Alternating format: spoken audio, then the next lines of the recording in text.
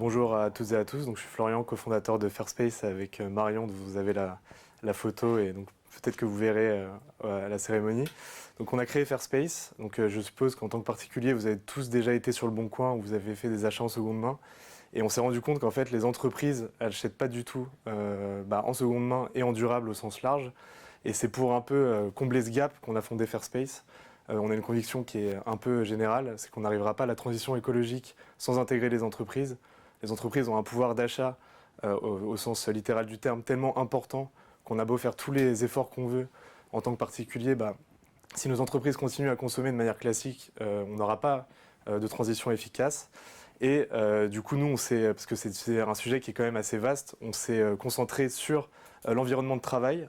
Et du coup, on a un premier axe qui est le design des espaces de travail, qui est à la fois un axe d'écologie, parce qu'il y a énormément de ressources qui sont gaspillées. Vous avez vu dans la présentation, il y a 250 000 tonnes de mobilier qui sortent des entreprises chaque année. C'est colossal. Sur ces 250 000 tonnes, il n'y a que 4% qui est réemployé. Tout le reste se retrouve à la benne.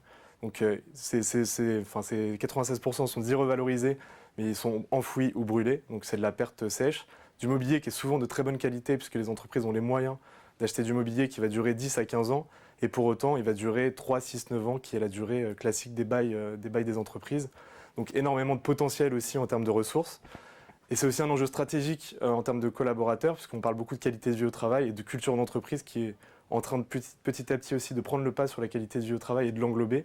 Ça devient aussi un enjeu de recrutement, puisque les entreprises les collaborateurs ne veulent plus faire l'impasse sur leurs convictions. Et du coup, pour attirer de nouveaux talents, il faut aussi respecter et afficher des convictions environnementales et sur la qualité de vie au travail de plus en plus forte. Et donc, ça tire des leviers de performance et des leviers stratégiques de l'entreprise. Donc, on a décidé de créer Fairspace pour créer des espaces à la fois durables, ergonomiques et qui cochent les notions de qualité de vie au travail. Donc, créer des beaux espaces utiles à partir de solutions majoritairement de réemploi, upcyclés, éco-conçus et éco-responsables. On est une société agréée ESUS, on travaille avec beaucoup de chantiers d'insertion et des AT. Et notre but, en fait, c'est de montrer que l'économie circulaire au sens large, maintenant, elle est complètement intégrée dans l'économie réelle. Et notre but, c'est de créer de plus en plus d'emplois et de montrer qu'il n'y a plus de barrière entre ces deux économies qui, il y a 5 ans, étaient encore bien séparées. Donc voilà, en année 2, on a fait 1 million d'euros de chiffre d'affaires, on était rentable.